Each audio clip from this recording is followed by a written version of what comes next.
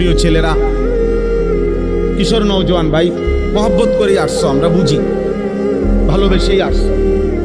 তো মনে করো আমারে মহব্বত করে আসছো, তো এটার মাকসাদ কি? যে উনি কোরআন সুন্নাহর কিছু কথা বলবে, এগুলো আমি শুনবো, এই নিয়তেই আসছো। তাহলে আয়সা যদি তামসা করো, তাহলে আসলা কেন ভাই? আয়সা যদি তুমি মোবাইল নিয়েই ব্যস্ত থাকো, তো আসলা কেন ভাই? আয়সা যদি তুমি বুট বাদামি খাও, তো আসলা কেন? বুট বাদাম কি পৃথিবীতে আর কখনো মিলবে না?